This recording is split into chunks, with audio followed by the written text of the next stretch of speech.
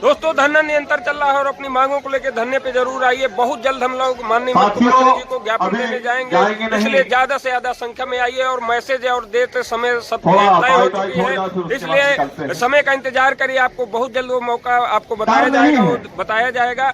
इसलिए ज्यादा से ज्यादा संख्या में आइए और डेट को जरूर याद रखिएगा। एक मैसेज मिलता ही ज्यादा से ज्यादा संख्या में पहुंचना है, इसलिए इस वीडियो को शेयर करिएगा और आगे हम आपको दिखाते हैं। धन्यवाद।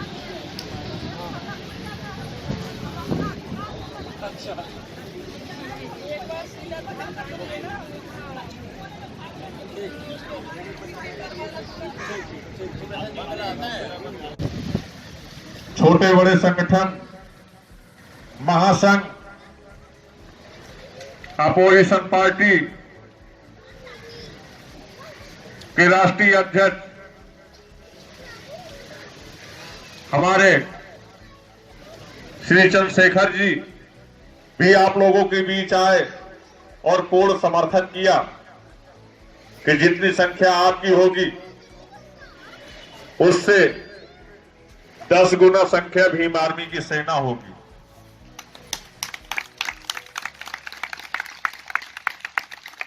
अपोजिशन पार्टी समाजवादी पार्टी के राष्ट्रीय अध्यक्ष श्री अखिलेश यादव जी ने भी अपने प्रतिनिधि को इसी धरना स्थल पर भेज करके जोगी सिंह जी को समर्थन दिया। आज इसी क्रम में हमारे बीच राष्ट्रीय अध्यक्ष महिला क्रांति शक्ति ब्रिगेड की राष्ट्रीय अध्यक्ष कल्पना बौद्ध जी आई है। मैं इनके लिए जोरदार तालियों से स्वागत करना चाहूंगा और आमंत्रित करूंगा कि हमारे कर्मचारी साथियों के लिए 2 शब्द कहकर हौसला अफजाई करें और मार्गदर्शन करें।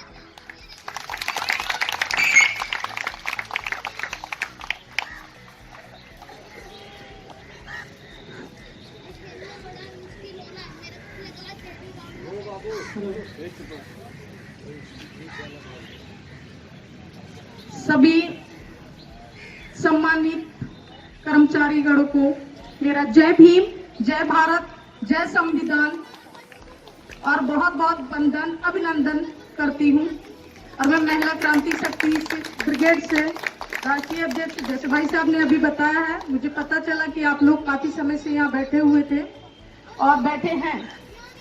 और मैं इस समय अधिकार जागरूकता सम्मेलन लेकर के चलो गांव की ओर को लेकर के गांव गांव यात्रा चला रही थी और चला रही हूँ। उस बीच मुझे पता चला कि आप लोग यहाँ बैठे हुए हैं, लेकिन सरकार के कानों पर जूं नहीं रिंग रही है। तो मैंने ये प्रण किया कि मैं अपने भाई, अपने बहनों, अपनी बेटियों के बीच में जाऊंगी। जो भी समस्याएं हैं हम सुनेंगे और ये आवाज हम जन जन तक पहुंचाने का कार्य करेंगे।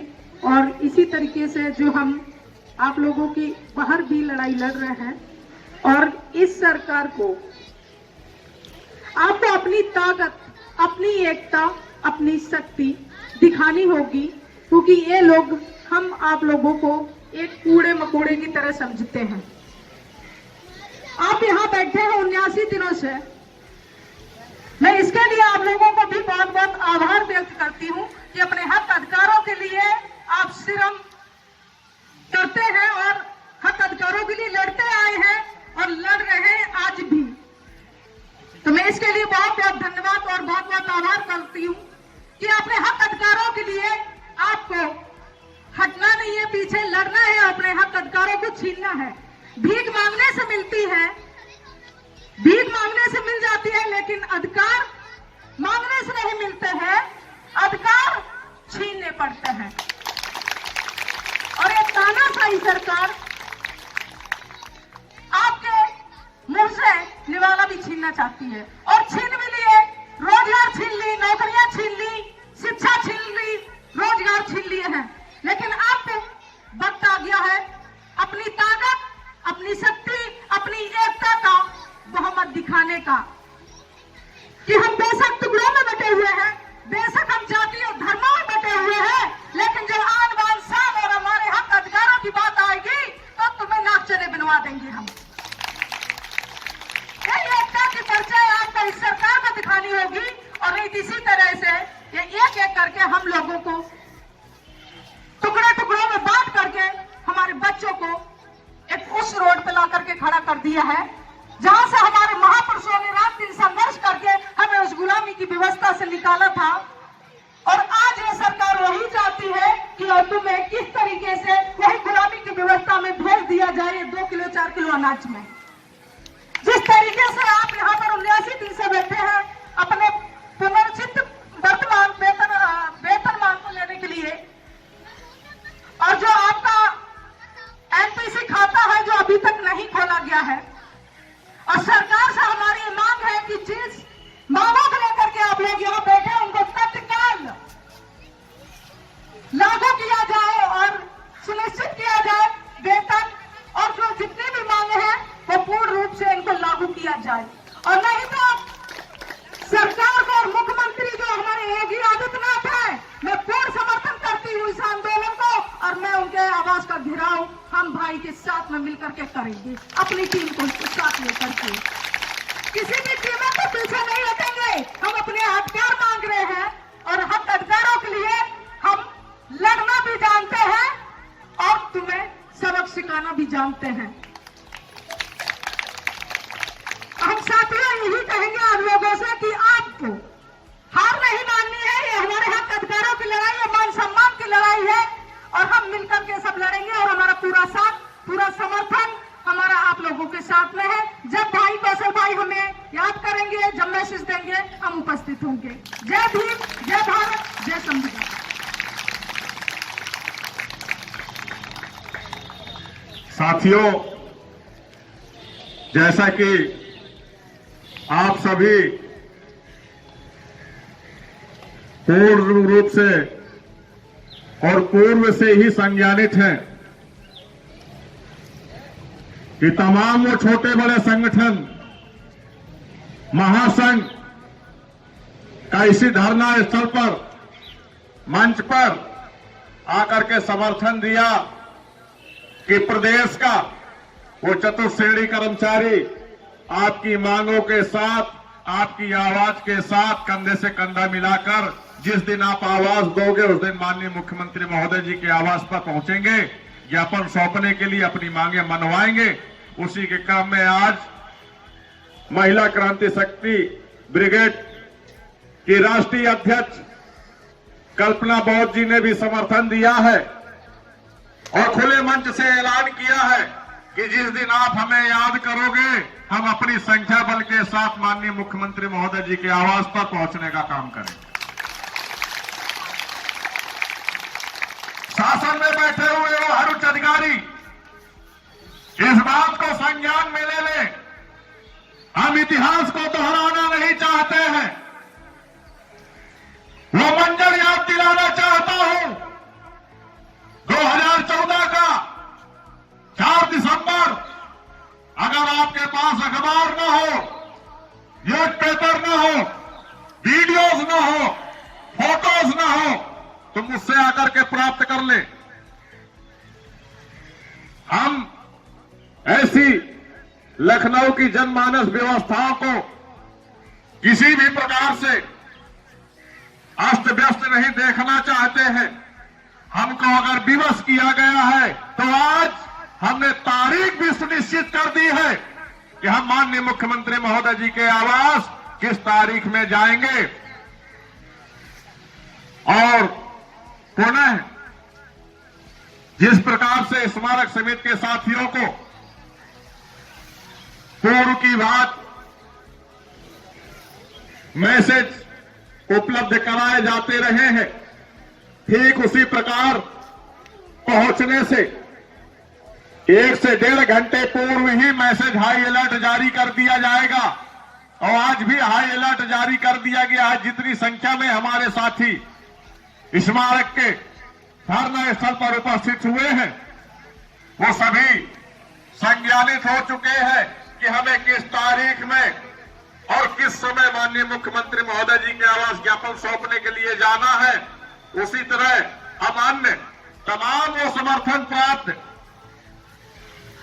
छोटे बड़े संगठनों को और महासंघों के अध्यक्ष महोदयों को संज्ञानित करा देंगे और ठीक उसी प्रकार अपने राष्ट्रीय अध्यक्ष कल्पना बौद्ध जी को भी अवगत करा देंगे। आप कल्पना नहीं कर सकते हैं कि हम कितनी संख्या में अपने ज्ञापन सौंपने के लिए जाएंगे। फिर इसलिए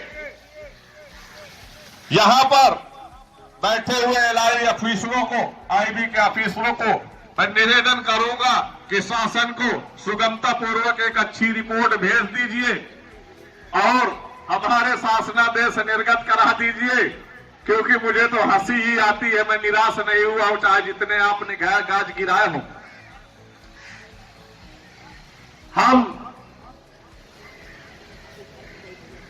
जिस प्रकार से 18 दिसंबर से संघर्ष करते चले आ रहे हैं, कई ही वर्षों से इस तरह की कड़ाके की ठंड नहीं पड़ी। इस कड़ाके की ठंड में वो भारी वर्षाएं भी नहीं हुई और जिस प्रकार से हम स्मारक समिति के कर्मचारियों ने उसी बैनर तले उस हट के पीछे बैठे हैं जिसपे स्पष्ट लिखा है हमें आश्वासन नहीं शासनादेश चाहिए, हम उसी हट में बैठे हैं। हमने अगर आज हट की है 13 वर्ष की सेवा पूर्ण में, तो आपको भी आपका दायित्व बनता है कि हमारे अधिकार आपको देने चाहिए।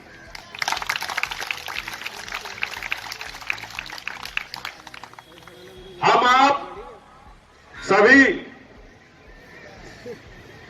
चलेंगे, अवश्य चलेंगे और माननीय मुख्यमंत्री महोदय जी के आवास के चारों ओर हमारे स्मारक समिति का लखनऊ में ही लगभग 5300 कर्मचारी नियुक्त हैं। आप आकलन नहीं कर पाएंगे कि वो तमाम प्रदेश के चतुर्श्रेणी के कर्मचारी उस तारीख में, उस समय पे, उस स्थान पर पहुंचेंगे तो कहां तक की व्यवस्थाएं बाधित होंगी, आप कल्पना नहीं किए होंगे। हम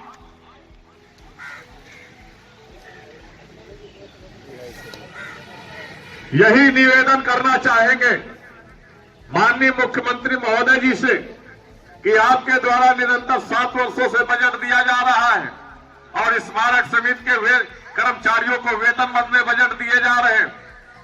यदि बजट दिया जा रहा है तो हम कर्मचारियों को उसका लाभ क्यों नहीं दिया जा रहा है? पूछिए आप बुलाकर, उन लापरवाह अफसरों से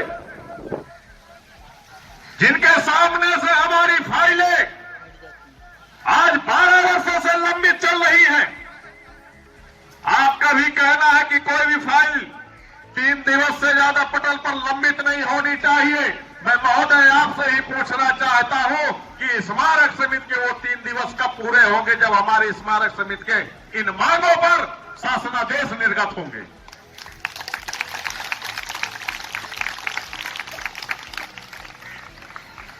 वो 3 दिवस पूर्ण ही नहीं हो पा रहे हैं, तो वो 3 दिवस हम पूर्ण कराएंगे, अवश्य पूर्ण कराएंगे। क्यों? क्योंकि वो अधिसूचना जारी होने से पहले ही हमने वो तिथि नियुक्त कर दी है जिस डेट में हम माननीय मुख्यमंत्री महोदय जी के आवास पहुंचेंगे। उस समय भी हमने लाठियां खाई थी, उस समय भी आंसू गोले खाए थे। इस बार माननीय मुख्यमंत्री महोदय अगर तोप भी चलवाएंगे और गोलियां भी चलवाएंगे तब भी हम पीछे हटने वाले नहीं हैं। आज के लिए समय को देखते हुए समापन किया जाता है और मैंने आप लोगों को वचनबद्ध किया था कि यहां पर उपस्थित किसी को भी वो तिथि, वो समय, वो स्थान पता नहीं चलना चाहिए। सिर्फ पता आपको ही होना चाहिए, अपने स्मारक के साथियों को पता होना चाहिए। इसलिए आप मेरे साथ एक बार आवाज से आवाज मिलाएंगे और देखते हैं ये गूंज कहां तक जाती है।